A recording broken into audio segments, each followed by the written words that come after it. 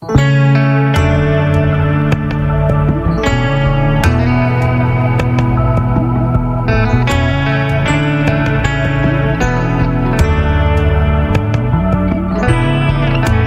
quasi un film di qualche anno fa, quando ci davamo appuntamento qui. Ci bastava una risata per riempire la giornata e riaccompagnarmi dopo il cinema.